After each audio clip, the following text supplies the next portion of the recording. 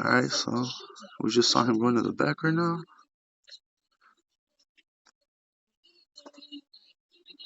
I'm looking at the little camera right here on the side. He's not down there in the parking lot.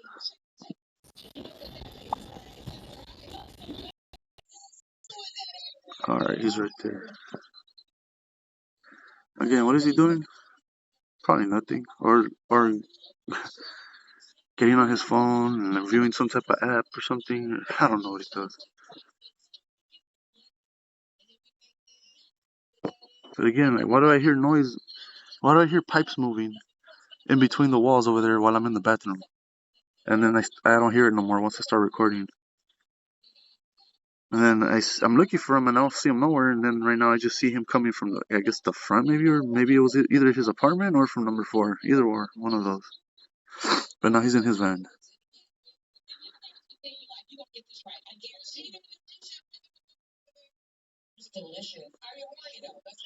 With black gloves on. I noticed he's been doing that lately. Putting on gloves.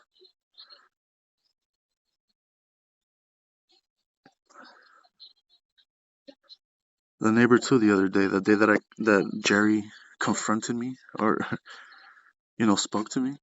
The neighbor too, like he was right there acting weird and moving stuff around, and he put on his gloves too. It's pretty strange, like how they put on gloves, like if they don't want to leave no evidence or something.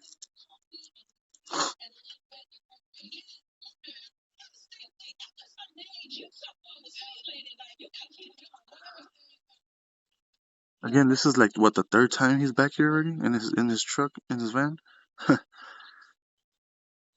I mean, again, this is like the reasons why you gotta start questioning stuff, and this is the reason why I do question things, because I see a lot of stuff here, like, for example, I'm gonna do this. That's what I'm gonna do. And when I mean this right here. The lines. You see the lines? Have not been painted for years. I'm gonna go and do it. Just to show that, hey, he hasn't done them, well, I'm gonna do them. Because he's not, there's plenty of things to do in this apartment. There are plenty of things to do in the building, but he doesn't do. So then what is he doing? And what's all this running around back and forth? You know what he does?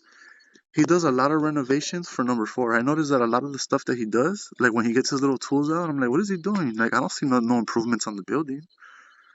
I don't see him going to nobody's apartment. Well, of course I don't, because all those bushes over there in the front, they're like kind of like blocking everything. But then I see, like, like when I do go out or whenever I come back or whatever, like go get the mail or whatever, I do notice that, oh, hey, those tools, he is using them. But he's using them because he's in number 4's apartment fixing something. So it seems like number 4 has like the express way of having their stuff, fixed or renovated or whatever, like customized or whatever, right? It's just very upsetting, like, like how it just seems like like they kind of kissed their feet, or kissed his feet, or kissed their way towards these perks or these privileges, like they got put in front of the line, before everybody else. And he's gonna go check to see his door's locked because he's worried about somebody breaking in and robbing it, of course.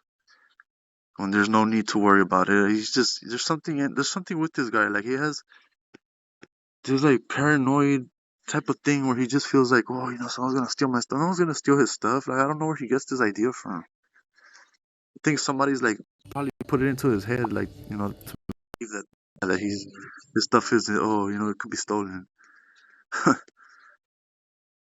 Like, who's gonna, like, really, like, I mean, who's gonna break into the apartment? Like, okay, maybe somebody might break in or whatever, but anyone in here isn't gonna steal his stuff.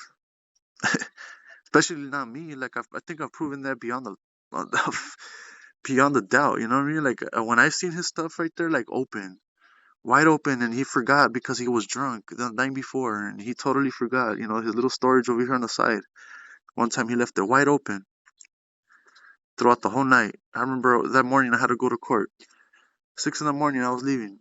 6 in the morning I'm heading out, and as I'm opening the gate, I see that his little garage thing right there is open with all those tools right there.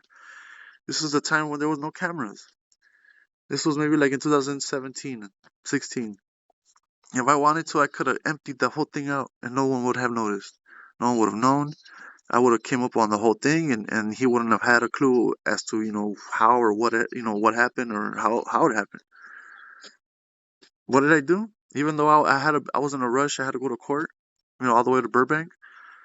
I still took it upon myself to, make sure the gate closed. I got out of my car and I went and I knocked on the door, and he's waking up and he's all, all groggy and hungover or whatever. And I told him, hey, Sergio, I don't know if you know, but your storage right there on the side, you left it wide open, or I don't know if someone broke into it and that's the reason why it's open, or like if you left it open on purpose or if you forgot. But I'm just letting you know that, hey, it's open. And right now that I was leaving, I noticed it. So, I went and I told him, and you know, well, he closed his stuff, and I left. So I mean, like I said, like if this guy's worried about me stealing, there's no. I mean, I've proven it, beyond the doubt, that I have no intention. I have no reason to do that. I have no intention to do any of that. So it's just like it's laughable when I see him like right there, like chaining up his steering wheel to his little the little his hand grip right there for his van, his assist to help him get up. How he like chains it up with this thick chain, and it's like, dude, like really, like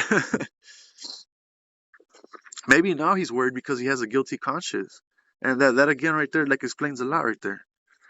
And then also, like with the neighbor right here, number 14. One time I got home with my friend, and he noticed. He was like, "Hey, bro, look!" And there's the key, the key to his truck, just hanging right there from the from the from the socket, from where you put the key and you open it, manually. It was just hanging there on the door. And then I was like, dude, like if I really wanted to, like I could just get this, like the key and just take off with it, because it's the whole key is right there. I could have got his truck and took it off with it.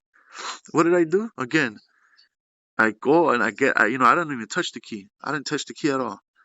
I went and I knocked on the door and I told them, hey, look, I just got home right now, and I just noticed that your key to your truck is hanging right there from the door. I don't know, maybe you forgot it. And he's like, oh yeah, thank you. I was wondering where my keys were at. And so I told him, I was like, yeah, they're down there. They're hanging from the thing. I didn't want to touch it. I just left it there.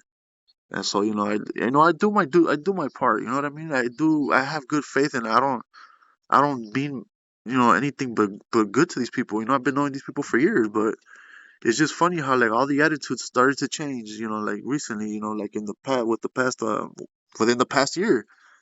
Actually some of them 2 years ago, but the majority of them, it all started this year or last year. Started acting, their behavior's just been way off. It's just been, it hasn't been consistent to what it's been, in the past, and what it's been in the past has always been, that was just, what it was. It was just regular behavior. And now all of a sudden it's like the behaviors are very strange and they're changing and they're not making any sense to me at all. And so I mean honestly, that just shows me a lot right there. That just tells me a lot, rather. Tells me that there's something wrong. There's something going on that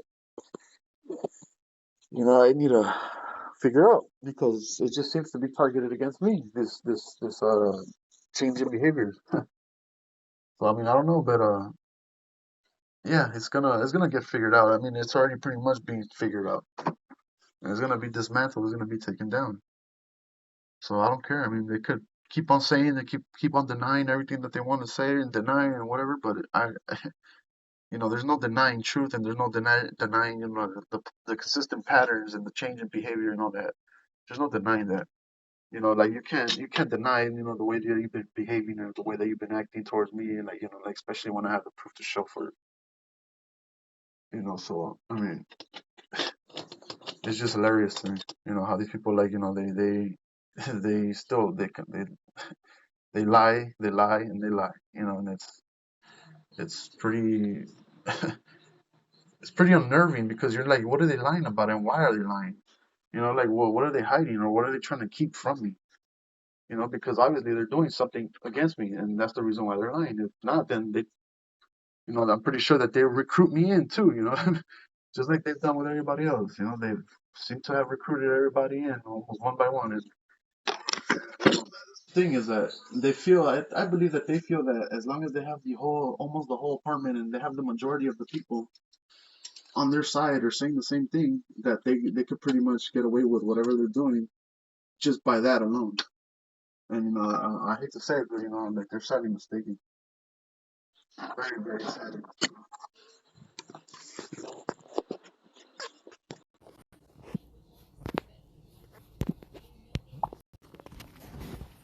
And as we can see here,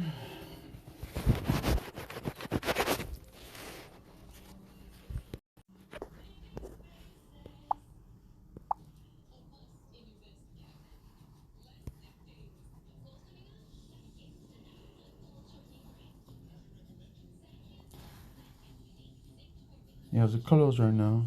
Usually it's open.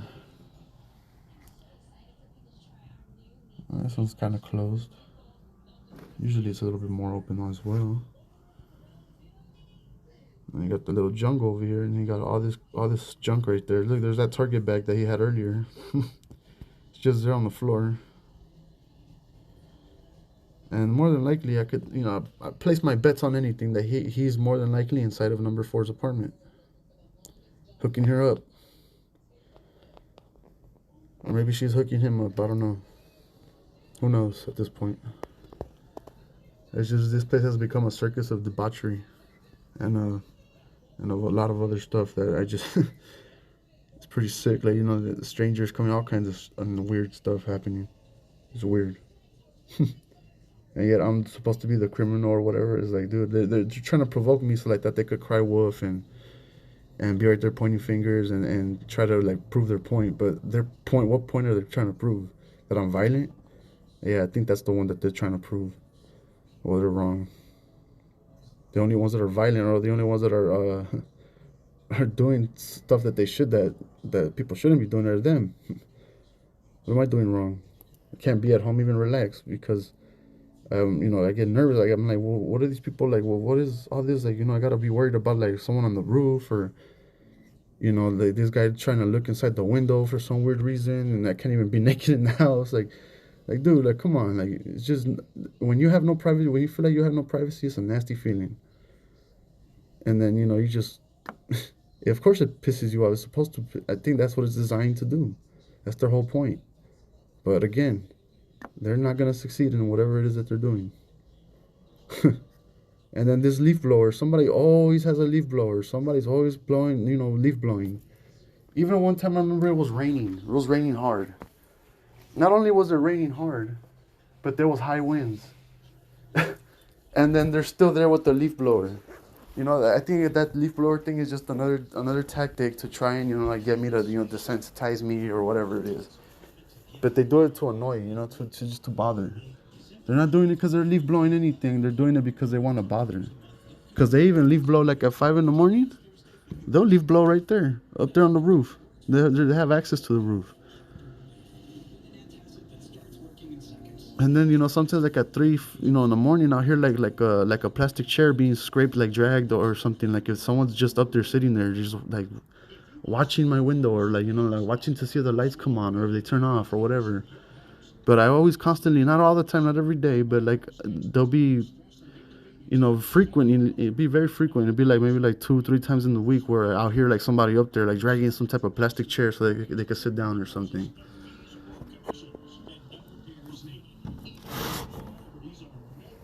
Because and then throughout the day you'll start hearing the leaf blower even more. And the little fake house they build, I think they don't even have permission to be building that.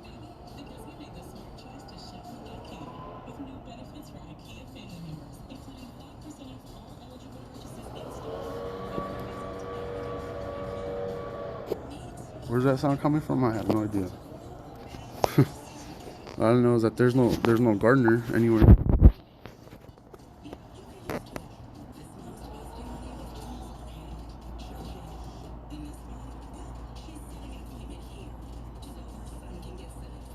And then these workers come and then they start working, and then when I wake up too, they just seem to stop. Like when I woke up, they were hammering away and doing this and that, and now they're not doing nothing.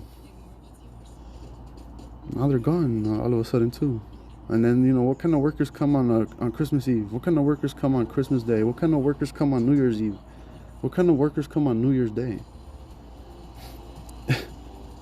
And early too, like, you know, it's just like, okay, well, I mean, they must be getting paid well. I mean, wow, they get paid double. It's a holiday. I seriously doubt that.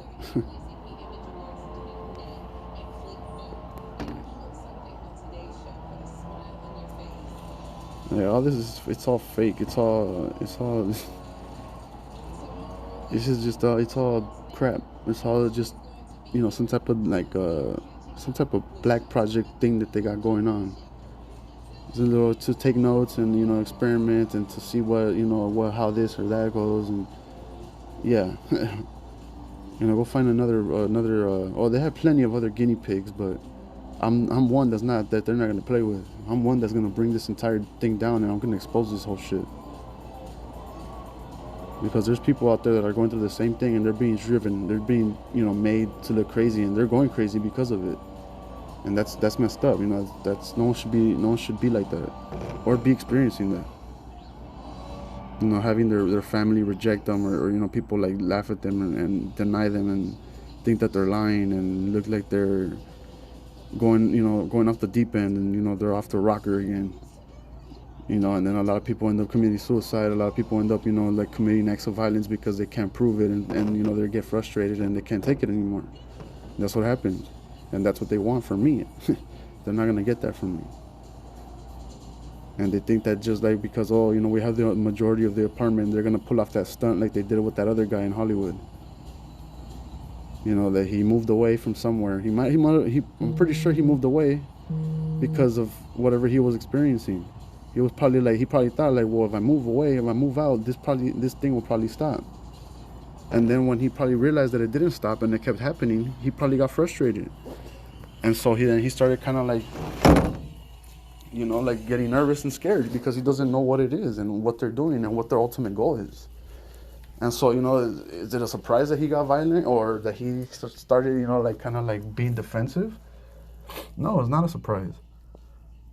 But I mean, again, like on the news, what did they say? That the apartment, the neighbors in the apartment all got together and pretty much, you know, because they said that he was making threats to everyone in the apartment, and let's just go over here.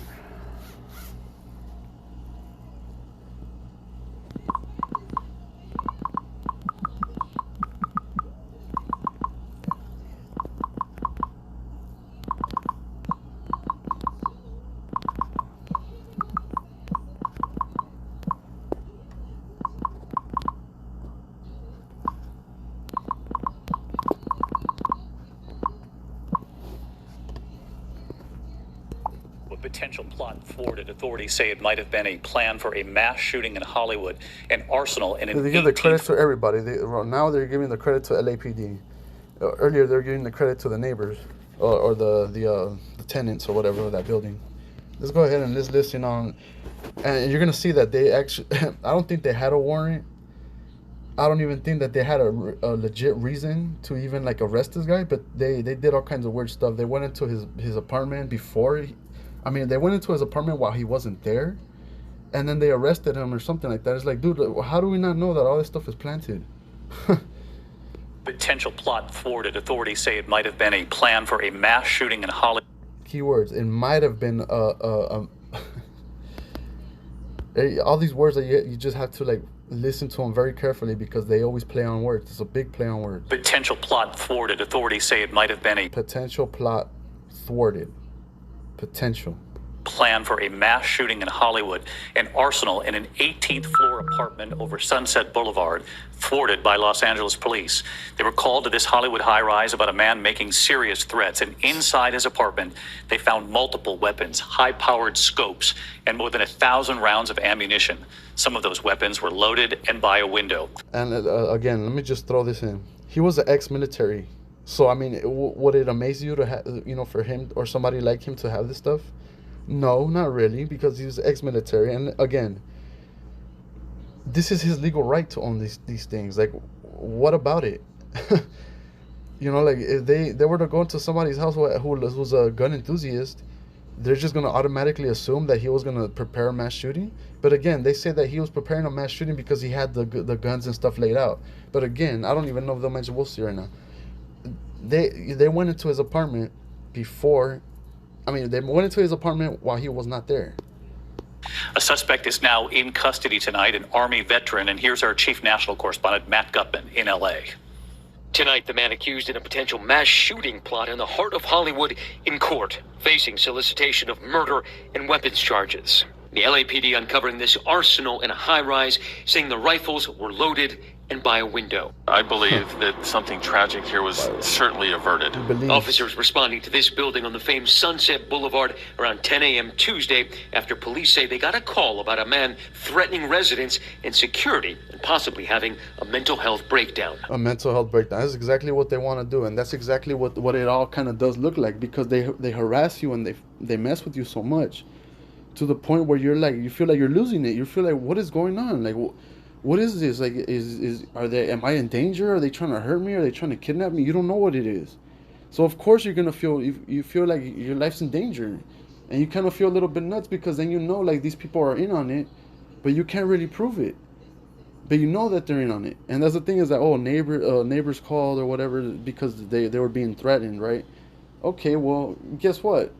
Was this group of neighbors, were they do they all know each other, or do they all happen to like hang out together, or do they all go to like certain, do they have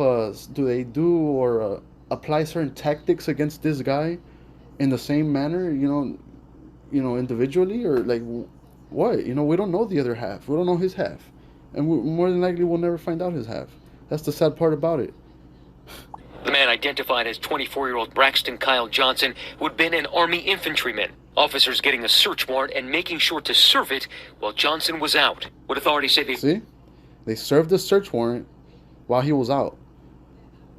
Why would you serve a search warrant while somebody's not home? And on top of that, like, what gave them the authority to do so? How did they know there were weapons? I'm pretty sure they didn't know that there were any weapons there. So how is it that, what do you mean they went in there while they served the warrant while he was not there?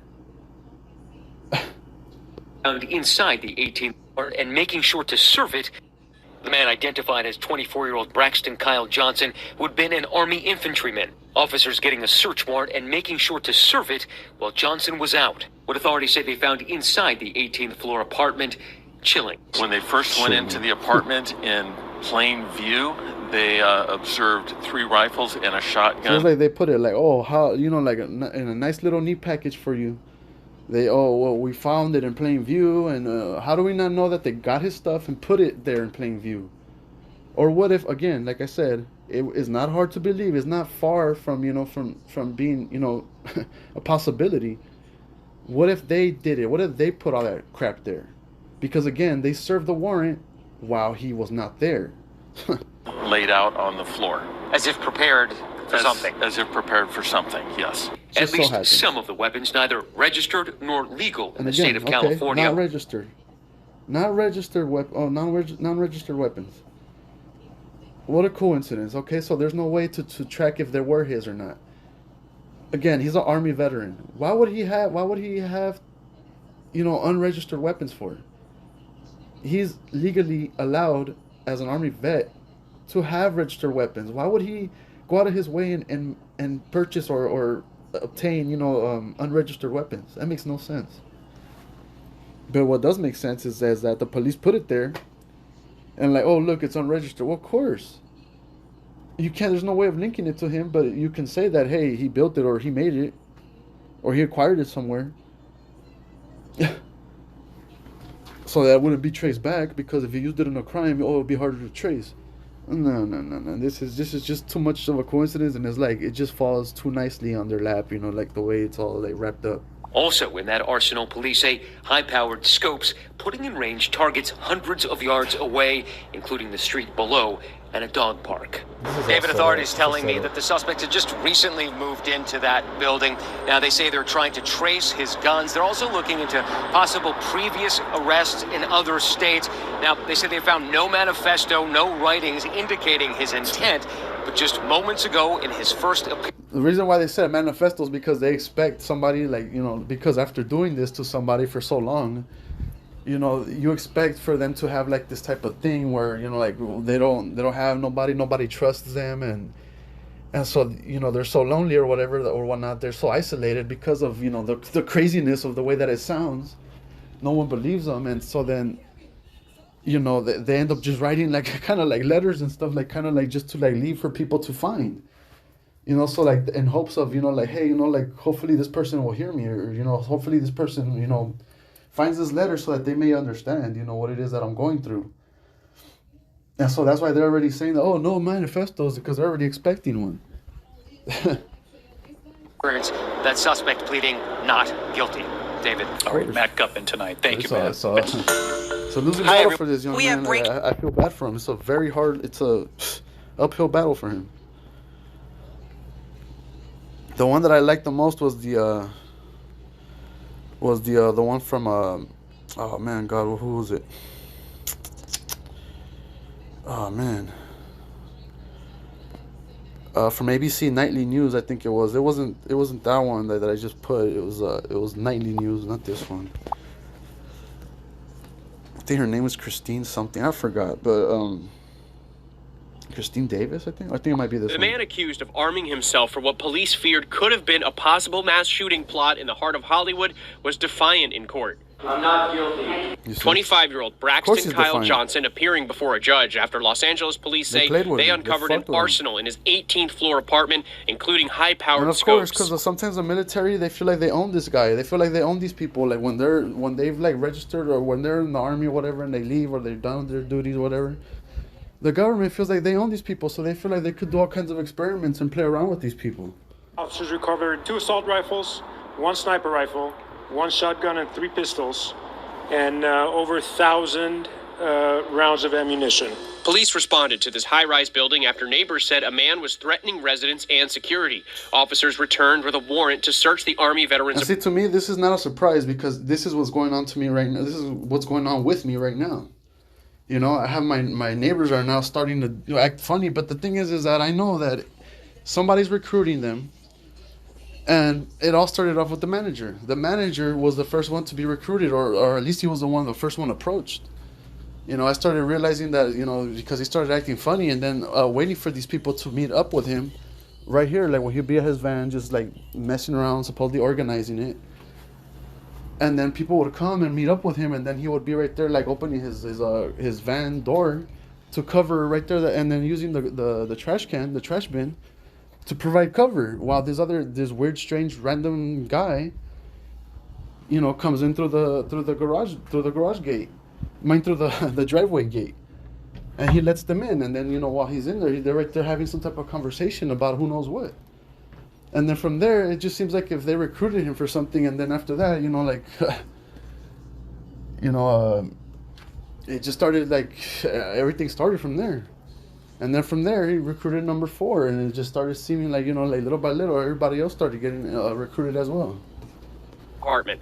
The LA Times reports one resident of the building told officers Johnson had bragged that his apartment provided a prime perch for sniping. When they first went into the apartment in plain view, they observed 3 rifles and a shotgun laid out on the floor. Police say at least some of the weapons were neither registered nor legal in the state of California. All right, look, a shotgun, especially, okay, he's on a high-rise building.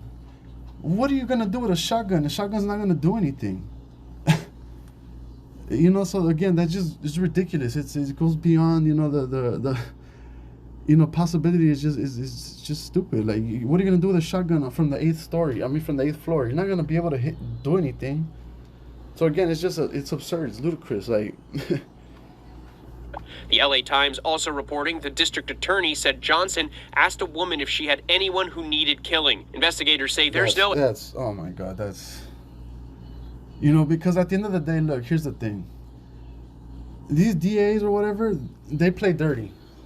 They could literally pay someone to become a witness, or to to like give a statement, and of course it'll be false, or people that are in on whatever the hell is going on can all collaborate and pretty much say the same thing, like, oh yeah, he asked me the same thing. This court system or whatever is rigged. It's not there's no security in it for the for the defendants, for the accused. But there's a lot of leeway and a lot of a lot of ways to like manipulate it for the prosecution side. But for the defendant, for the people that are there being accused, it's hard for you to like do anything. So I mean, yeah, okay, somebody said that. Okay, well, I'd like to meet this person, and then who knows if it's true. Here's the thing: is that anybody can just be, like I said, incentives. People need money right now. And then to say, like, okay, what if his buddy, the DA, his buddy, he just told her, like, hey, like, would you mind just giving a statement and saying that, hey, the so and so, he threatened me or whatever. And again, like, if this is a program, or if this is like some type of thing that's going on, and they're paying, people are doing this on purpose, who's to say that that person, that neighbor or whatnot, was told to say that? There's no way of proving that. And then, but again, there's no way of proving that he actually, like, said this to her. But again, it just looks bad on him because, oh, look at the guns, oh, look at this, look at that. So they do this. It's all about perception and all about giving this false, like, illusion and creating this false narrative. And to top it off, I mean, what you're seeing is sometimes, like, what you see is more damning than what you hear, or what you see makes what you hear a lot more damning. So, like, it's just like, okay, so they see that, okay, yeah, they're the weapons, okay. Well, now here come the witnesses stating this and this. And it's like, oh, wow, like, whoa, he must be a killer. He must be a serious killer. This is all rigged. Evidence the suspect intended to carry out a mass shooting, but they say his arsenal with high-powered scopes put in range targets. I've been figured this out. I had told my mom this years ago. Yuri, what they do, all this stuff that they do right here, this is all intended to create mass shooters. This is how they create mass shooters. Because I started thinking, like, how in the hell, or who in their right mind would just start shooting people randomly and just start killing people like that? Like, what snaps, or what makes them do this? Well, I figured the thing out because it's happening to me. And when I figured this out, this is when I realized there's no such thing as mass shootings. The government and these agents and these people that do all this stuff, like harassing people, they create mass shooters. And so this is what I'm trying to expose. This is what I'm trying to break down, and I'm trying to bring it all. I'm not going to bring it all down, because this is absurd. This is stupid. There's innocent lives, innocent people that are lost, that are killed, that should not be killed. But the government does all this crap because they want gun control and because they want people to be in fear. So it's a double whammy for the citizens and for society. And then at the same time, I know that people are getting paid for this, because I know why would people put themselves in harm's way? Why would people put themselves in a position where, hey, you're gonna piss somebody off, and they're gonna, we're looking for them to react violently. But are you prepared to face, the violence that person may unleash? Because you don't know what kind of level of violence that person's gonna, come out and do. You know what I mean? So again, it's absurd, it's just stupid. It's all set up. All this mass shooting stuff, like, that's why America has the most mass shooters, because it's all set up. It's all made up. These people create mass shooters. Our government, these people, these black project programs that they got going on, are meant to create mass shooters. Period, point blank. I told my mom this a couple years ago. I had been figured it out. I've been figured all this stuff out. But the thing is that trying to get trying to get it into raw evidence is hard. It's not easy. But again, it takes time. And just like we're creating mass shooters, it takes time as well. But we're going to see who's going to win this one. They're going to fall, and they're going to fall hard on their face. They're going to have to kill me in order to stop all this, because I'm pretty sure I'm one of the only ones, or maybe one of the only few who have figured it all out. And that's the thing, is that when you start to figure things out like this, the government starts to get nervous, and they either move fast and act quick on whatever it is that they're trying to do, and that which in turn is kind of a little bit better because then they become sloppy, or they just go out right ahead and they have somebody kill you because they don't want that truth out, because they need this, because this is what they're moving and this is what they're living off of. This is what people they're getting. People are getting paid off of this. Well, I'm sorry, but I just see it as an evil demonic thing. I see it as the sacrifices, and like, oh, yeah, okay, well, yeah, we're gonna go ahead and create mass shooters, and we want gun control, but the lives that are lost, oh well, necessary sacrifice, collateral damage. Not here, buddies, not here. You gotta think me very stupid, to not be able to have discernment and realize what the fuck is going on.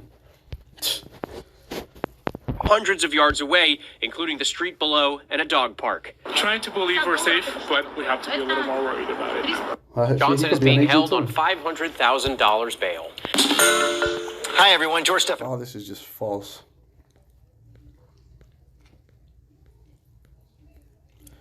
Can we stop mass shooting? Let me hear this.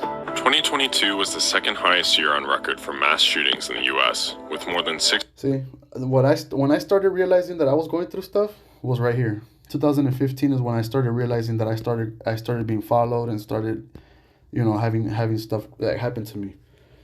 And then, they left me alone. And then finally I caught a felony, and then they left me alone right here. 2017, when I got that felony, they left me alone. 2018, I went to prison. I came out late 2019. Everything was fine, and then it started again around late 2020, 2021 it started again. And then look, it coincides with all that too. 140 incidents according to the Gun Violence Archive.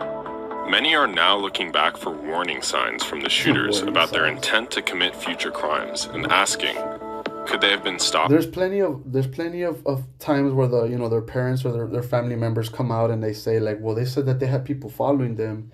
But then again, they dismiss it because then they're like, oh, we think that he might have been going crazy or having illusions or whatever because of drugs or whatever the case may be, right? Well, sadly, a lot of these people end up getting into drugs because they end up losing support from their family because of what they're going through, and then people aren't believing them. What are they to do? You're left pretty much isolated and by yourself. So it's a very good plan. Like I said, I told my mom, this is got to be the most. I tip my hat to the government, for creating this, this program and doing all this, because they created something, like a very damn good, scheme. And this has got to be one of the best schemes ever that I've ever seen, because it seems to work. It's one of the best damn schemes. I tip my hat off to them.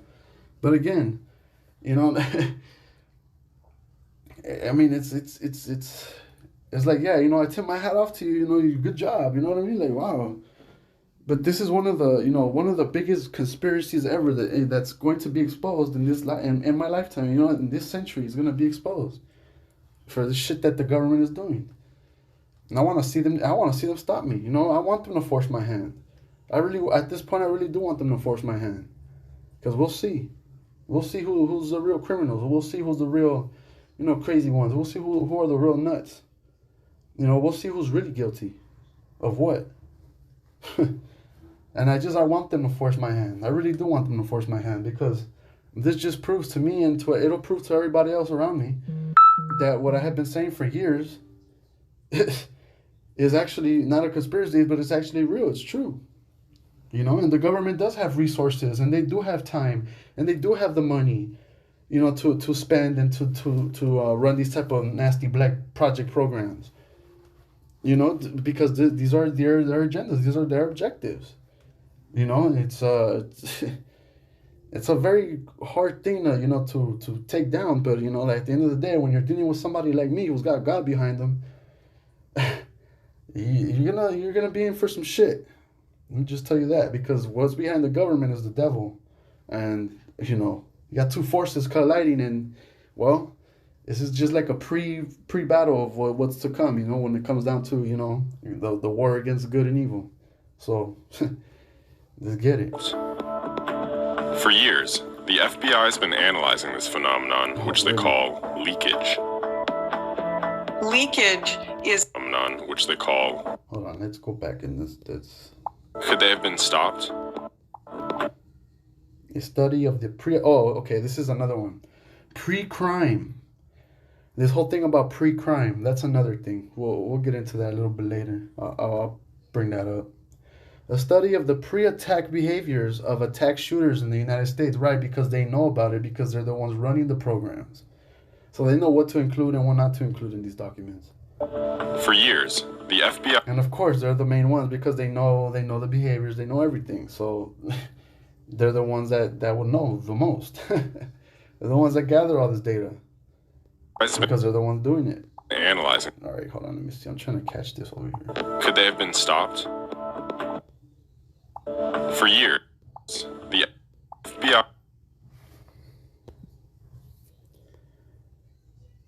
See, it's kind of hard to get. A suicide, location, and attempts, I guess it says. I can't read that one. Concerning communications. Leakage. It's that weird term. It's been analyzed. Concerning communications, threats, confrontations. Oh, yeah, see.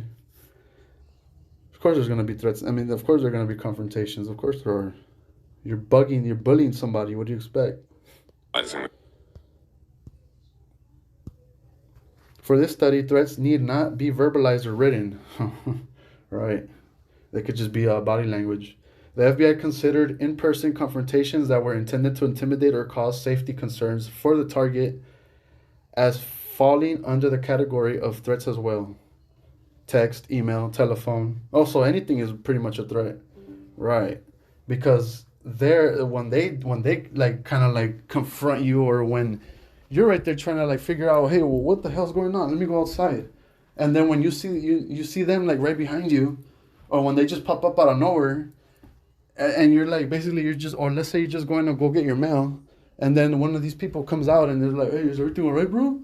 Like, what do you mean? Like, I'm just getting my mail. You know, but you know that they're a part of it. Is that not intimidation, or is that not a threat?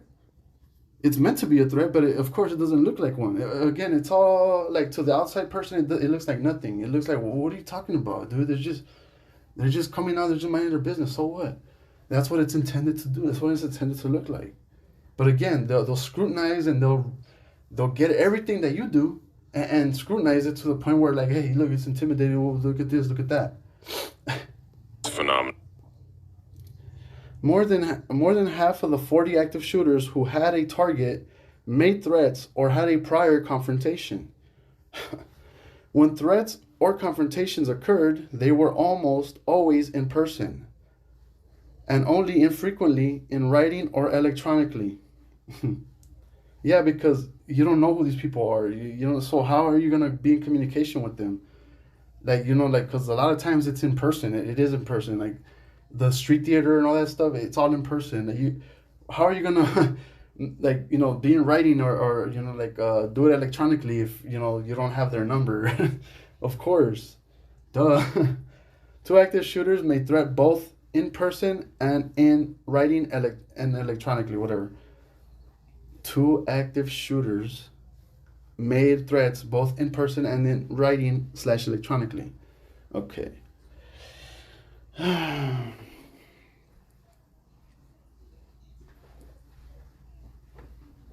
More than half of the 40 active shooters who had a target made threats or made a prior had a prior confrontation. For this study, threats not be verbalized or written. Okay. For this study, threats need not be verbalized or written. The FBI considered in-person confrontations that were intended to intimidate or cause safety concerns for the target as falling under the category of threats as well. So here's the thing. So they hire these people, right?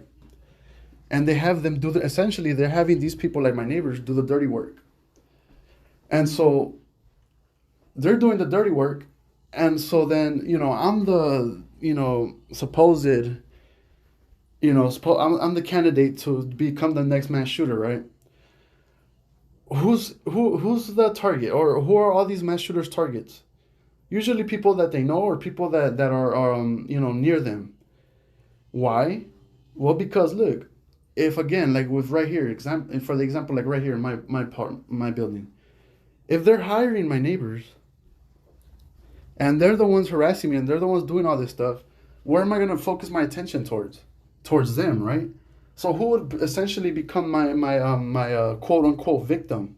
Or where will my threats be generated towards? Towards my neighbors, right? Okay, well, my neighbors are so dumb that, see, here's the thing about this program, is that these people don't even realize that they're being used by the government themselves. They don't realize themselves that they're the ones actually like being put in harm's way and being used to essentially do the dirty work of the government. And if one of them gets killed or gets hurt, well, I mean, it's, collateral damage, and not just that, but hey, don't forget you signed up for this, or, like, oh well, that's kind of good because hey, we need that because it may just legitimizes everything, it legitimizes our point. And so, I mean, everyone loses except for the government. That's my point. Everybody loses except for the fucking government. And they're just right there in the background, right there collecting data and paying them off or whatever. I'm pretty sure they have to be paying them. They're paying them. They're collecting data and they're right there just sitting back, watching from afar, and just laughing and just watching everything. Just watching everything fall apart. And they're having a kickoff of this. They're getting a hard on for certain people, and whoever they choose, they just go ahead and set up a little certain leader, and then after that leader goes and recruits certain people that feels he could help them out and whatever it is that they're trying to achieve, which is stalking and harassing somebody that they made a target for themselves, and then that target will eventually, which is actually the victim, that victim or target will essentially become the suspect. And then that suspect will then go ahead and then generate for himself potential targets. People who he thinks are the cause of his, his concern or that he feels that are threatening him. So then those new victims, or those people who he sees as his targets or his in the public's eyes victims, are putting themselves in harm's way. And again, it's a nice thing. It's so nicely built. It's so nicely put together that who would ever suspect anything to happen. The thing is that I'm pretty sure the neighbor or whoever hires these people, those people that are hired, I'm pretty sure they know. My problem with it is that I have a concern as to why they don't speak out, because okay, I'm pretty sure that they know or they realize at some point, like, hey, damn, like this is what this caused, or what happened, like the neighbor got killed, or somebody got hurt because we were right here doing this little job for and we were getting paid or whatever, but somebody ended up getting hurt, but we can't talk about it. I feel like they have to sign NDAs. I feel like they're submitted to like secrecy, and they're by, or gag orders basically through NDAs. I feel like there's an NDA in place because by this point there should have been people who should have come forward, but I feel like they can't because legally they've signed NDAs or whatnot. And I think that's one of the main components to this. Leakage occurs when a person intentionally or unintentionally reveals clues to a third party about feelings, thoughts, fantasies, attitudes, or intentions that may signal the intent to commit a violent act. Indirect threats of harm are included as leakage, but so are less obvious, subtle threats, innuendo about a desire to commit a violent act or attack, or boasts about the ability to harm others. Leakage can be found not only in verbal communications, but we'll get to that right now. Now I want to break this down. Leakage. Okay, so that's basically like me telling you. I'm pretty sure they call it leakage because, like I told Jerry that other day, I'm like, look, bro, everything I do, it has to be in public because it can't be in public. It can't be private, because if not, then that's how you guys are gonna be able to easily just make me look crazy and sound crazy. Leakage. So that's why I was like, okay, well, look, I gotta open the arena for everybody else to see. Because if I'm the only one that sees this and nobody else sees it, how are they going to realize what it is that I'm, making a big fuss about? They can't, because they, I'm not making them aware, and I'm not, bringing anyone, I'm not bringing in anyone from the outside essentially into this little circle, because it's meant to be, an isolated circle. It's just meant for this little circle of people to know. And so that's why sometimes, like, I'm not surprised that they're trying to involve the whole entire apartment or, whatever.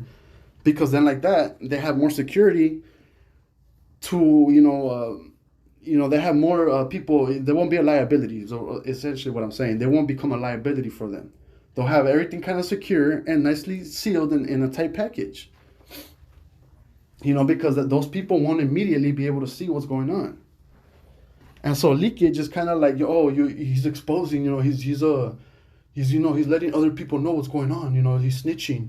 That's basically what they're saying. Like, leakage, like, hey, we had leakage, somebody, he's telling people from the outside. That's why it's called leakage. I was like, what's leakage? It doesn't make no sense, but now it makes a lot of sense to me. Leakage occurs when a personally, intentionally, or unintentionally reveals clues to a third party. Look at how third party is. It's in italics. About feelings.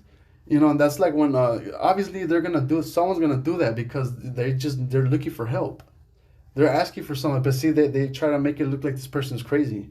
Or like, those are warning signs. Yeah, they're warning signs that the government is fucking with you. They're warning signs that there's something going on in this person's life and he can't explain it because it's a very well put together program. Leakage. Okay, wow, leakage. All right. Reveals clues to indirect threats of harm and are included as leakage. Indirect threats of harm. See, I never made threats because that's the thing is that I know that's what they want. And so every time I tell somebody about this, like I've had a couple people try to, like incite me or try to make me feel like, hey, bro, like, well, do something about it then, bro. Like, come on, let's go get them. Like, yeah, right. Okay, yeah. I'm like, nah, bro, because they're doing something and they know what they're doing, and I know what they're doing too, but I'm not going to go out there and do that stupid shit because that's exactly what they want. That they want to entice me. They want me to fucking be provoked and they want me to fall, in this manner, by of course, reacting to whatever it is that they're doing. It's that, like that, you react and then, provoke and then react, so that's what they're doing. So, this right here is not, and then again, look at how they know, like, oh yeah, well, they go and they tell a third party or whatever. They know this very well, this is, not that it's studied or anything. Yeah, it is studied, but because they're out here in the field or out here in the, theater playing it out. And so this is how they know all this stuff. And then they have these people that report back to them. Because sadly, the people that these people like run to and tell, and when they're looking for help, sadly those people that they go and tell and when they're trying to look for help, sadly those people sometimes end up being recruited or end up leaking the information out themselves to somebody who's a part of this little stuff and shouldn't know about it, but and that ends up getting out. And so they're like, oh, perfect, cool, look, here we go, look, here, he made a threat.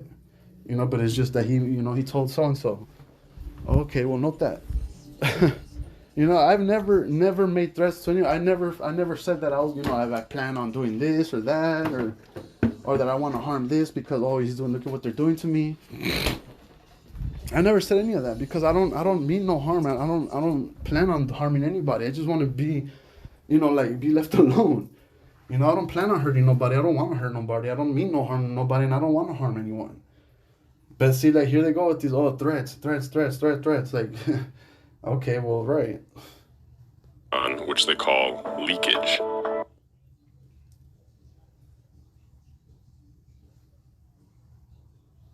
So see, like everything is considered like but again, how do they know? Because even look right here, but so are less obvious subtle threats. Like, how do they know? Like, how do indirect threats of harm are included as leakage? Like, how do you know? That that's intended, or how do you know that that's a threat, or whatever, or that is being directed even towards them? Because they're watching that person, they're studying that person, and so they're able to discern. Hey, yeah, look, this didn't look like it, but yeah, this was actually a threat towards us. Like, oh, how nice, huh? Like I said, all these things just happen to just fall right on their lap. I'm pretty sure, like me, when I was out there on the phone, I'm pretty sure that they saw that as a threat. Because I'm right here, like, like talking on the phone. I was providing leakage to somebody. That's what I was doing. I was outside on the phone in the apartment, like talking to my friend. And I was telling him about all this stuff that's going on. So I'm pretty sure that they saw that as an indirect threat or as leakage, right? But I openly said while I was on the phone, right? I said that, you know, I'm not gonna do any harm. I'm not gonna do, you know, they're not gonna get me to act violent. I'm not threatening nobody, you know. But I might do it like they do to me, you know. I might make threats, but it'll be those of legal ones. It'll be a legal threat, you know. It'll be a legal threat, just like they do with me, you know. Like the only threats I'm making here are gonna be legal ones. Not no other like stupid threats. Is gonna be in the right way. It's gonna be done in the right way with the law through, you know, legal threats. And of course, that's not what they want. That's not what they're expecting. You know, they don't. But again, they don't know who they're messing with. And I do, and that's the problem. Is that they could go ahead and keep on feeling like I don't know who or what it is that they're fucking, you know, playing or, you know, working for. But I know. To me, it's funny because subtle threats, huh? How would they know whatever little action or whatever move that person makes? How do they know it's a threat? Innuendo about a desire to commit a violent act or attack, or boasts about the ability to harm others. Leakage can be found. And see, that's the thing is that what if there are prideful people? What if there are people out there that, yeah, you know, like, you know, they're proud or they know that, you know, they just bring it out of you. They bring the ego out of people and they try to, like, you know, make that person act on his ego. You know, they try to make him feel like, oh, you know, like, oh, he's weak, he's a pussy or whatever it is. And then so then that person's like, I'm not a fucking bitch. And then they go and they do whatever they do. Leakage can be found not only in verbal communications, but... Leakage is anything that someone relays, whether consciously or oh, look, let me go. Here we go. Look, there might be answers here. I'm gonna have to search this. I'm gonna have to research this later. All right, let me see right here. The National Survey of Drug Use and Health 2015 shows that in 2015, 4% of adults had serious thoughts of suicide, 1.1% made serious plans, and 0.6% attempted suicide. Okay. Phenomenon, which they call leakage. Leakage is anything that's... Former head of FBI active shooter program. Okay, that's nice. That's probably where this program comes from. That's probably where the Black Project program is. You know, probably you know, implemented, and probably they're probably the ones that head the whole entire program. Former head of FBI active shooter program. All right, I gotta do some research on them. Let me see. Let me do this real quick.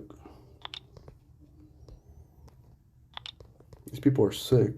Ladies, whether consciously or unconsciously, that kind of indicates that they're a thing that someone relays. Phenomenon, which they call leakage.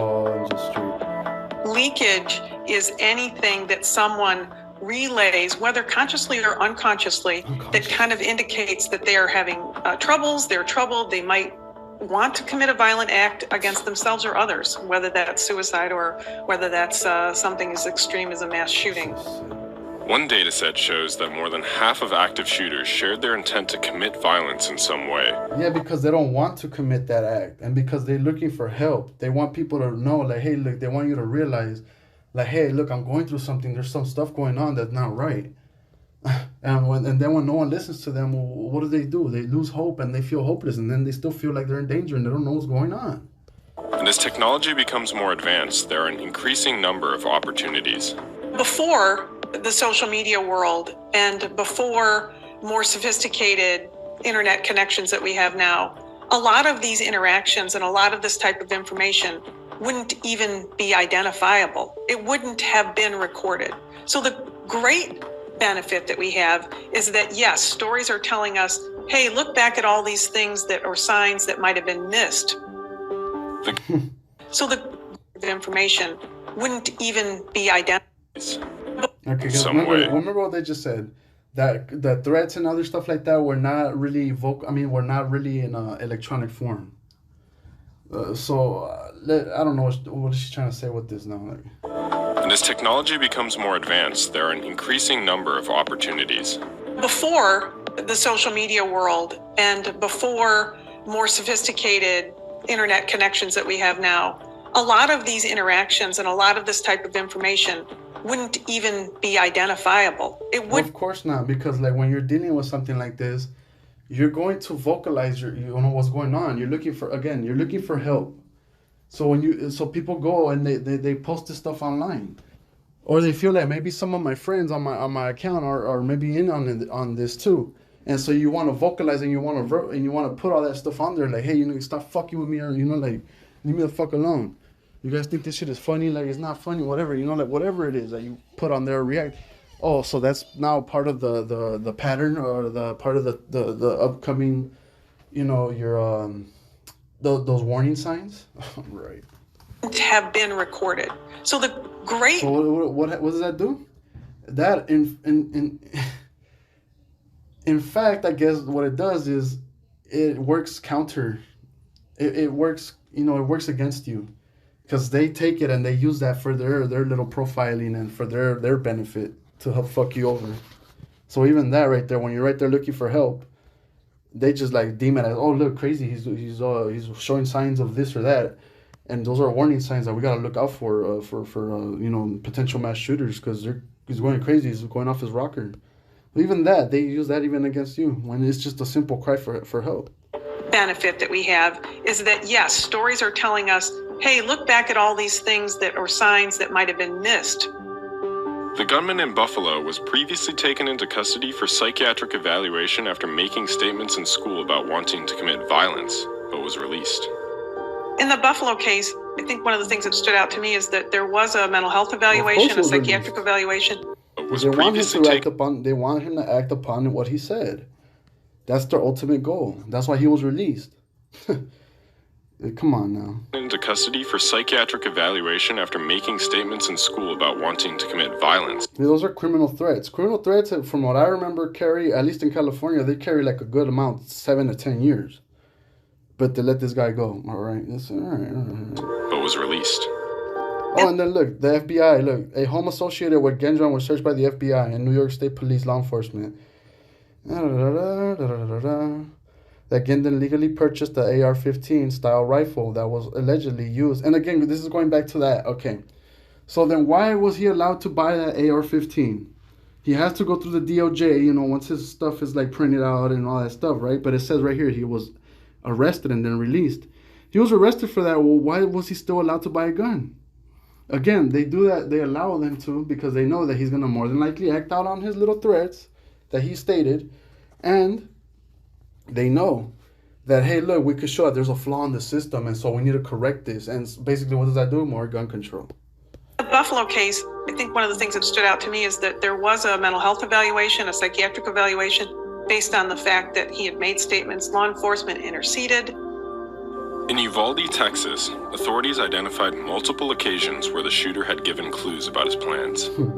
Though there were a slew of examples of things that might have, in an aggregate, shown a pattern of a concern, the state report also identified that many of those were privately known. They were personally known. Family members knew them, or friends knew them, but they weren't all put together.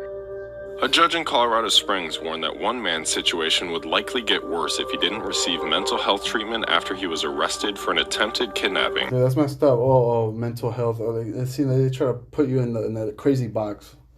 If they can't achieve their goal, they're gonna throw you in the crazy box. And bomb threats.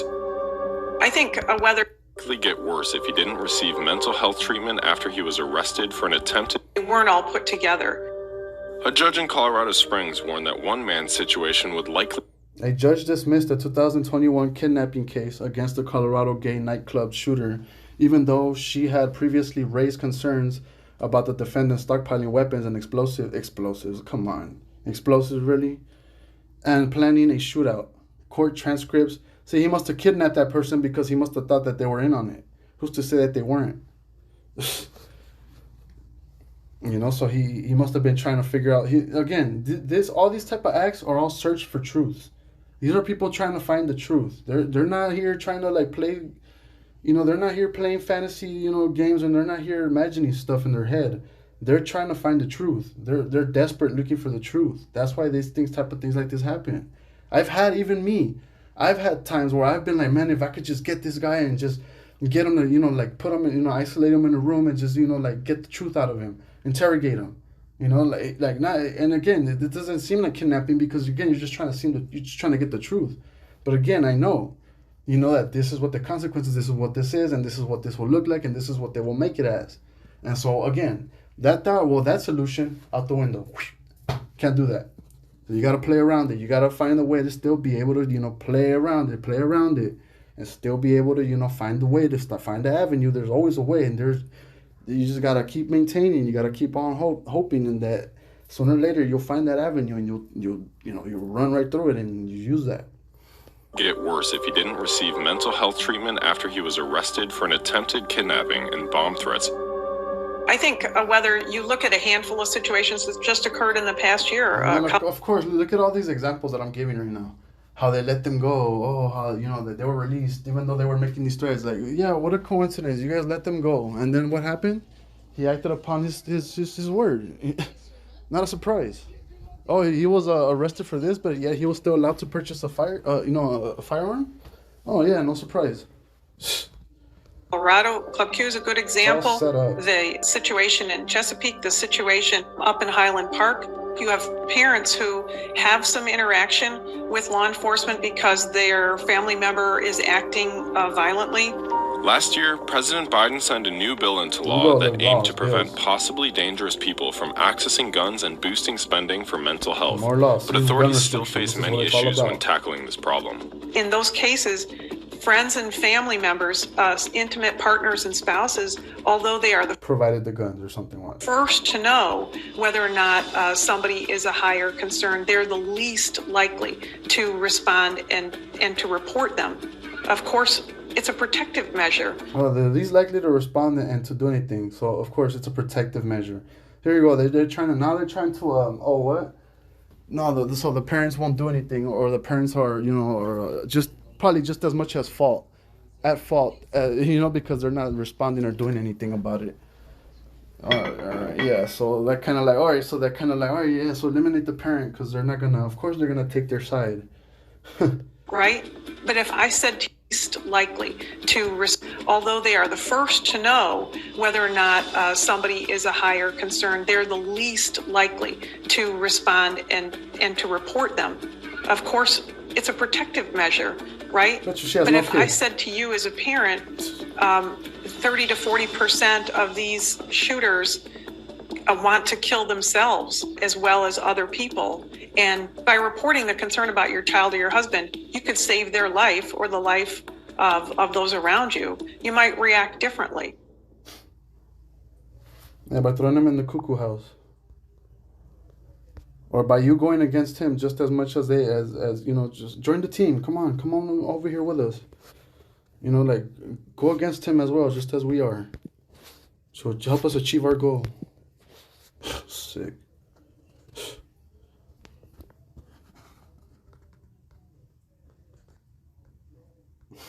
This shit is all sick.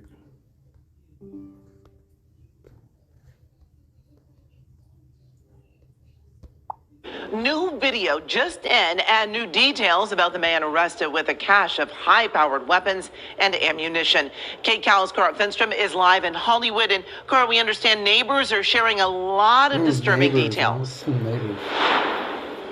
They are folks who live in these apartments, Amy, and those who walk their dogs in the park just behind, sharing those new details with us. And we want to get right to a video that a resident just shared that shows what he says are police who had been going through the halls, entering the suspect's apartment.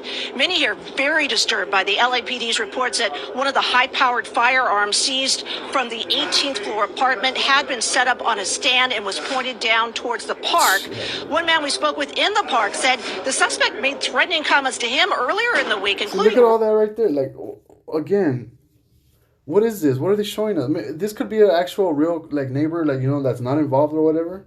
Just filming all this because it's like, well, dude, what are they doing? It's not about that they're like,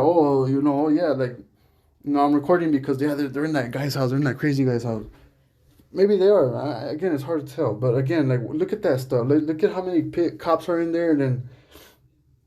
Like, what are they doing? Like, we don't have no insight on the, like, we don't know, They're the ones that walked in there, and, you know, how do we not know that they presented all this stuff and put it there? Or maybe he did have all this stuff, but they just laid it all out and took pictures of it and been like, oh, look, yeah, look, he had it ready to shoot. References to a song about a mass shooting. He kept talking. One man we spoke with in the park said the suspect made threatening comments to him earlier in the week, including references to a song about a mass shooting. References to a song? He kept talking about mass shootings, and then at one point, he asked me, I wonder how many people I can snipe through my floor. And he lives on the 18th floor, so in my head, I'm like, oh my God, like... Oh, yeah, this including references to a song about a mass shooting. He kept talking about mass shootings, and then at one point, he asked me, I wonder how many people I can snipe through my floor. And he lives on the 18th floor, so in my head, I'm like, oh my God, like, is he, like, planning on, like, shooting us or planning on shooting people at the park? How does he know what floor he lives on? And he lives in the... He kept talking about mass shootings, and then at one point, he asked me, I wonder how many people I can snipe through my floor. Why would he ask you that? Like, including references to a song about a mass shooting.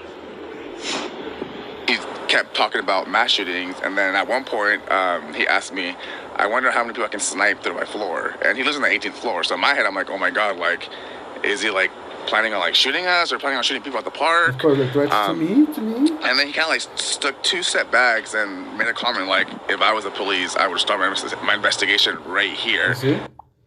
The police. Like, why does he have to reference the police? Because he knows just as much as I know that they're involved in it. The cops are involved in this shit. And made a comment like, if I was the police, I would start my investigation right here. A tenant here gave us a copy of the email she got. And made a comment like, if I was the police, I would start my investigation right here. Or planning on shooting people at the park. And then he kind of, like, stuck 2 set bags and made a comment like, if I was the police, I would start my investigation right here. A tenant here gave us a copy of the email she got from management Tuesday saying police wanted them to stay. Look, management. Just like right here, the manager's involved. And just like right here too, like right here with this little letter, I'm pretty sure, I know that the owner's also involved.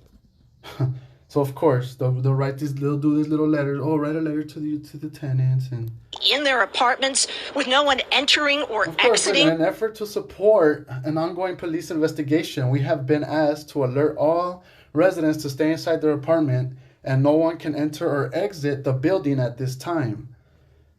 So what do? Did they go and they give this to everybody? Like, I'm pretty sure they, except him, right? They didn't, of course not him. I'm pretty sure he didn't receive one of these letters. And again, it's like, okay, well, hold on. What do you mean? You know, like, investigation for what? Like, I'm pretty sure not all the neighbors there were, you know, like, being threatened, dude. Come on, dude. There's too many floors. There's too many people. There's just no way. There's probably a handful, and those handful are the people that are the little agents that are right there doing this crap. A tenant here gave us a copy of the email she got from management Tuesday saying police wanted them to stay in their apartments with no one entering or exiting. She told me numerous... Yeah, well, how nice, how perfect, right? Keep everyone inside their damn house. Meanwhile, we sneak in the guns over here and, you know, we're bringing all the cargo and so no one could see because, hey, no one's supposed to be coming in and out. Remember, guys, we can't be coming in and out. And we're supporting the investigation. Neighbors had called police because the suspect was roaming the halls. She also told me management Tuesday. A tenant here gave us a copy of the email she got from management Tuesday saying police wanted them to stay in their apartments with no one entering or exiting. She told me numerous neighbors had called police because the suspect was roaming the halls. See, that's what I was doing on Saturday. I was right here walking back and forth on the apartment on the 2nd floor, but I was on the phone. And I was talking to somebody, telling them, and I was vocalizing everything. I was like, man, these people are right here doing this and that. But I wasn't right there making crazy comments like, oh, I'm going to kill. I mean, I wasn't saying none of that stuff. But, I mean, if I was, just imagine if I was. Because I had been so fed up with it and I didn't know what was going on. And, you know, like, that would have been it for me, too. The same thing that happened to this brother right here would have happened to me, too. God forbid. Also told me she started hearing about the man making threats in early January. LAPD's Hollywood station confirmed to us this morning, yesterday, or rather Tuesday, wasn't the first time they contacted this suspect, but couldn't provide further details. Now, last night, officers showed us video of the arsenal that they did take into custody, including several high-powered rifles, a sniper rifle, shotguns, handguns, more than 1,000 rounds of ammunition, high-capacity magazines, scopes, and body armor, and we learned that 2 of the weapons are illegal in California. An LAPD spokesperson says they did come out on Tuesday because of a possible mental illness call. Police have identified the suspect now as 24-year-old Braxton Johnson. He was reportedly threatening security as well here, talking about weapons. Officers say he was living alone, and the guns seized were not registered to him. They also say he recently moved here from the East Coast. Not registered to him, but he's okay. Look, again, like I said, he's an Army vet. He can legally purchase firearms. Maybe he didn't have any firearms because he knew, like, hey, look, these people are fucking with me, and they probably want me to do something, and they probably, you know, like, want to come into my house, and they want to see that I have guns, and that'll help prove their case. So again, with this warrant, how they executed the warrant with him not being home, how did they know he wasn't home? And again, okay, so you go and you do a warrant, and you go into his house while he's not home, and then all of a sudden there's a bunch of weapons in his house with that are not registered to him. How very nice, how coincidental. It's just, again, this is all set up. This is all set up. Where officers have been investigating him. Johnson was arrested on suspicion of making criminal threats to him. They also say he recently moved here from the East Coast, where officers have been investigating him. Yeah, right. Johnson was arrested on suspicion of making criminal threats, and Amy, bail for him at last report had been set at $500,000. You see, he's alone. He lives alone. Like, there's nobody to, you know, vouch for him or, you know, back him up. This is sick. I'm going to end this shit right here because this is getting a little too lengthy already. I'm just going to go ahead. I'm going to end it. And I'll be back with more crap. It's just funny to me. I love all this shit. Because it's like, you guys suck at your own job. You guys don't know how to be very, very good spies. You guys don't know about espionage. And you guys don't know about counterintelligence. And, I mean, I'm just a lowly, everyday, average Mexican American citizen, and in their eyes, I'm a gangster cholo, criminal thug, a drug addict, or whatever. So I mean, let's get it then. Come on, we'll get back to it.